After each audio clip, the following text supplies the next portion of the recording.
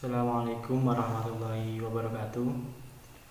Perkenalkan, saya Hamzah Syifau Lanam, mahasiswa IAIN Ponorogo, Fakultas Tarbiyah dan Ilmu Keguruan, jurusan Pendidikan Guru Madrasah Ibtidaiyah.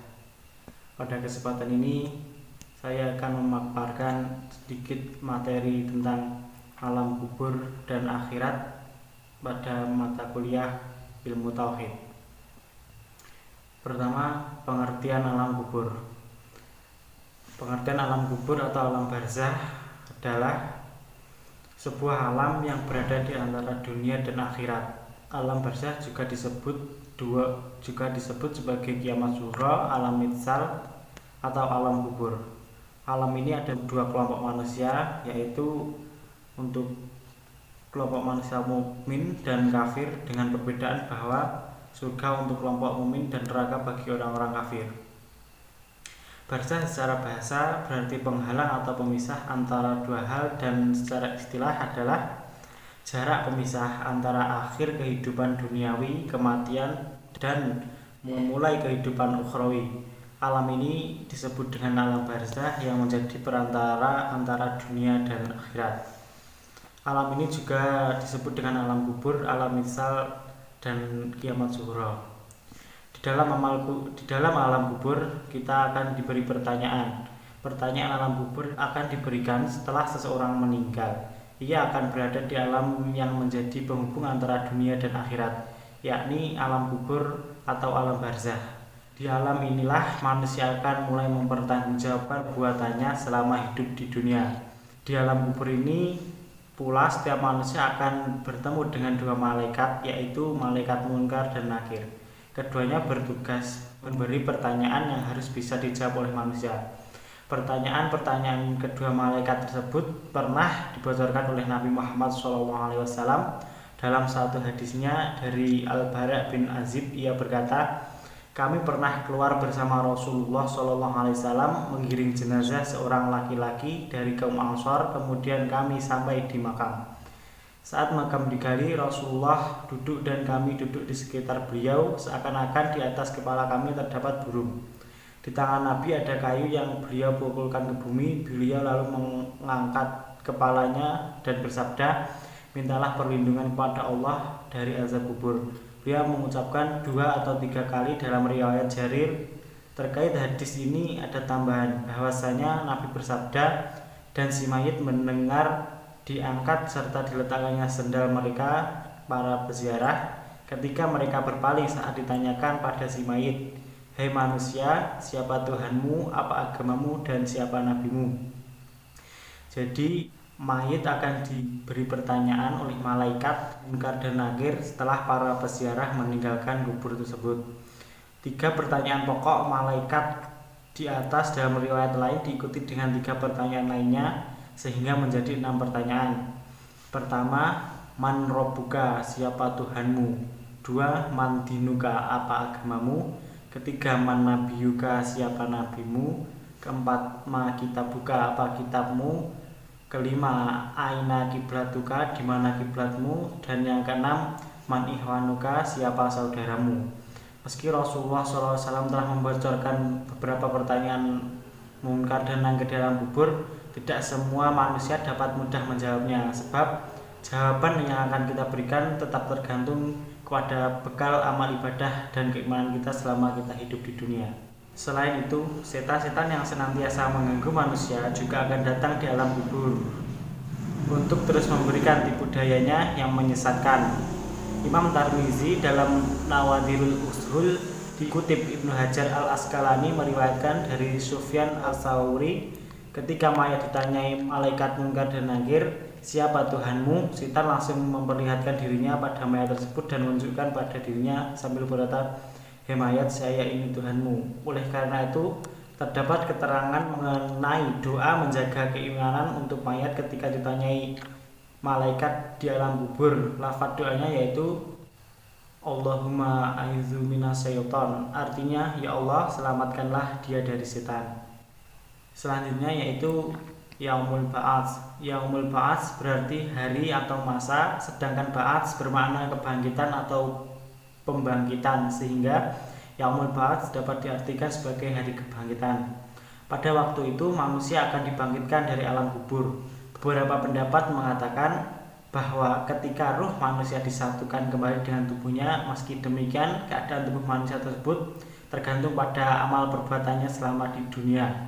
Menurut sabda Nabi Muhammad SAW, manusia akan menuju ke tempat tersebut dengan 3 cara, yaitu berkendara, berjalan kaki, dan berjalan dengan wajahnya. Semua itu tentu tergantung pada amal kita masing-masing selama hidup di dunia. Salah satu dalil yang menceritakan tentang Yaumul Ba'ats adalah Quran Surat Az-Zumar ayat 68. Dalil tersebut berarti, dan tiuplah sangkakala, maka matilah siapa yang di langit dan di bumi kecuali siapa yang dikehendaki Allah. Kemudian ditiup sangkakala itu sekali lagi, maka tiba-tiba mereka berdiri menunggu putusannya masing-masing. Dari ayat tersebut diketahui bahwa malaikat Israfil akan meniup sangkakala 2 kali. Tiupan pertama dilakukan sebelum kiamat, dan yang kedua dilakukan sebelum manusia dibangkitkan dari alam kubur. Keadaan manusia saat dibangkitkan, menurut sebuah hadis sahih, manusia dibangkitkan dalam keadaan umur 33 tahun.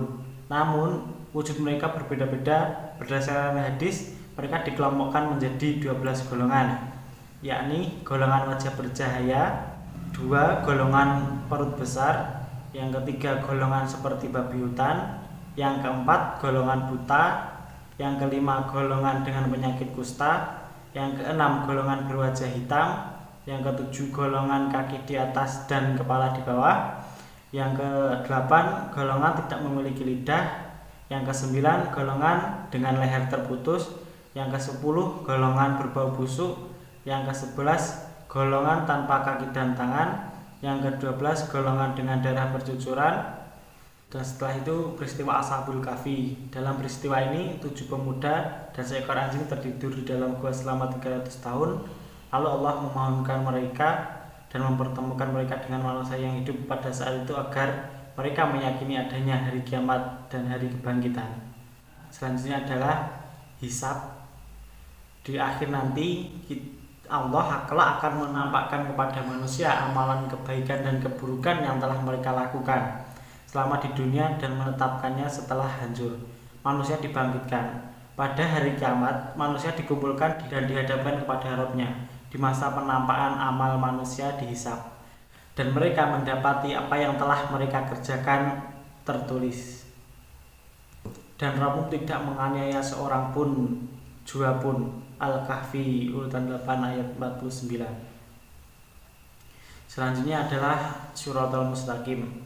Shiratal Mustaqim ini adalah sebuah jembatan di atas neraka jahanam yang bukan dengan pintu surga, namun sebelum menuju pintu surga, semua manusia harus melalui jembatan yang digambarkan sebagai jembatan yang sangat tipis dari sehelai rambut dan lebih tajam dari pedang.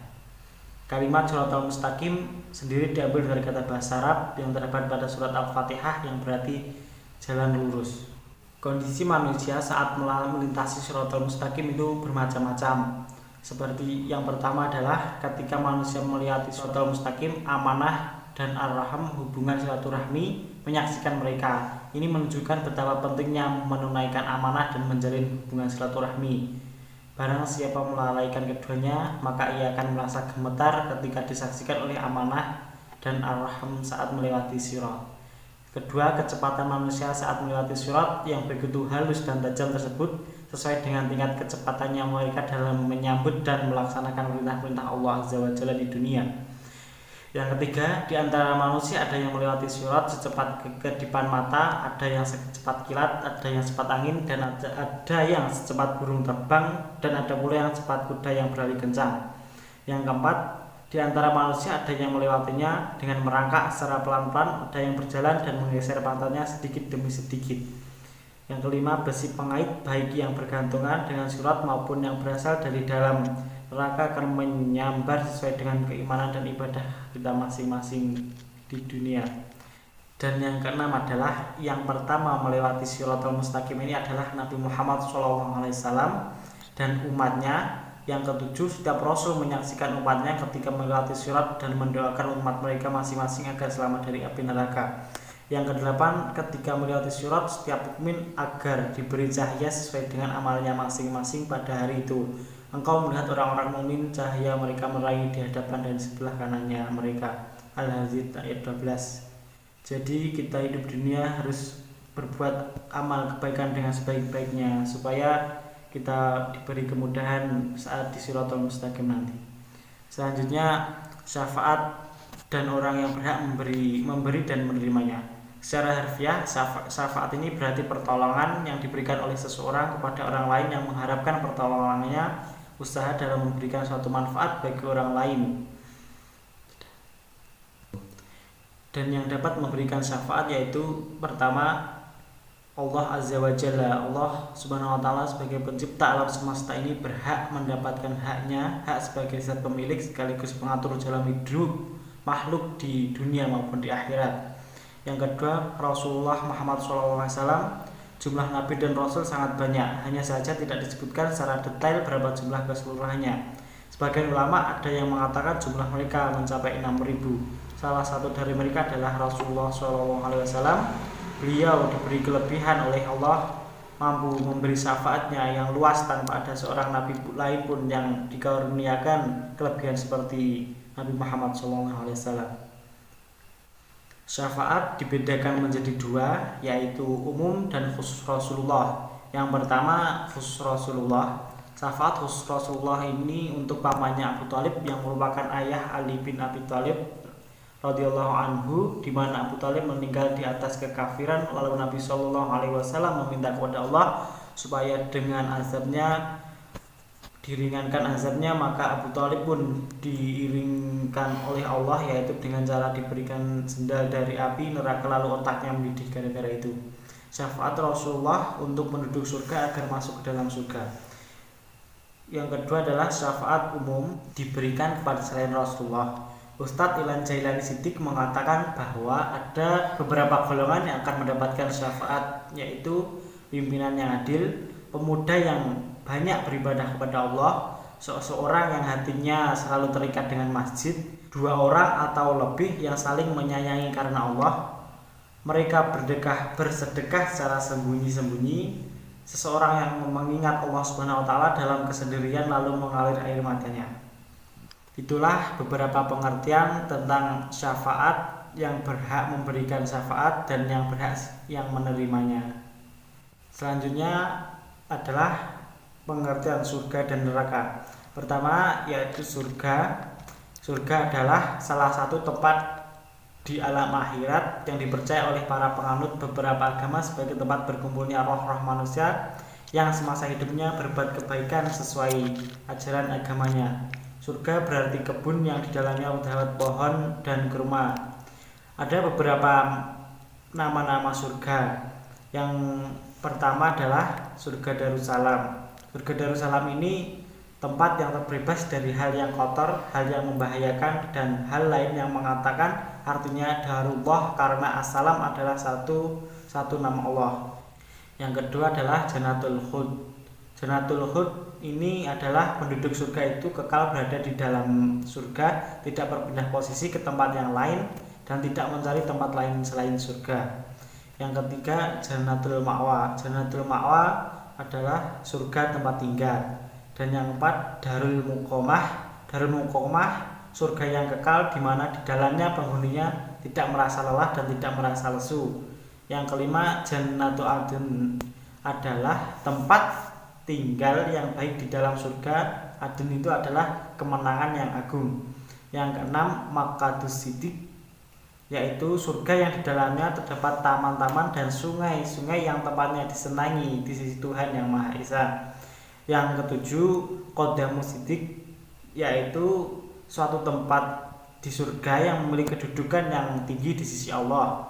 Yang kedelapan Jannatul Naim. Jannatul Naim surga yang ditempati orang yang beriman dan mengerjakan amal soleh. Selanjutnya adalah pengertian neraka. Neraka adalah tempat yang menjadi ganjaran bagi mereka yang amal buruknya lebih berat dari amal kebaikannya. Ciri umum neraka adalah dipenuhi dengan siksaan pedih dan api yang menyala-nyala. Berikut adalah ciri-ciri neraka. 1. neraka memiliki pintu yang berjumlah 7, memiliki kalangan penjaga dari malaikat, kekal bagi orang yang munafik dan kafir, tidak kekal bagi orang beriman yang memiliki dosa. Panas yang teramat panas, bahan bakarnya manusia dan batu. Dingin yang teramat dingin, minumannya adalah air panas yang mendidih dan air dingin yang membeku. Makanannya adalah buah zakum, nanah dan dori. Pakaiannya terbuat dari api. Itulah sedikit ciri-ciri dari neraka. Selanjutnya beberapa nama neraka. 1. Neraka hawiyah. Neraka hawiyah ini diperuntukkan atas orang-orang yang ringan timbangan amalnya, yaitu mereka yang selama hidupnya mengerjakan kebaikan bercampur dengan keburukan. Yang kedua, neraka jahim, tempat penyiksaan untuk orang-orang musyrik atau orang yang menyekutukan Allah. Yang ketiga, neraka sakor, tempat bagi orang yang mendustakan perintah Allah dan Rasul. Yang keempat, neraka lazza adalah tempat untuk orang yang suka mengumpulkan harta serakah dan menghina orang miskin. Yang kelima adalah neraka hutamah, adalah tempat untuk orang yang gemar mengumpulkan harta berupa emas, perak, dan platina. Yang keenam, neraka sa'ir, tempat untuk orang-orang kafir dan orang yang memakan harta anak yatim. Yang ketujuh, neraka wa'il, tempat untuk para pengusaha atau pedagang yang licik. Demikian itulah beberapa penjelasan mengenai alam kubur dan akhirat. Semoga dapat memberikan manfaat kepada teman-teman yang menonton video saya ini. Bila ada kurang dan lebihnya, saya mohon maaf yang sebesar-besarnya. Akhiran, wassalamualaikum warahmatullahi wabarakatuh.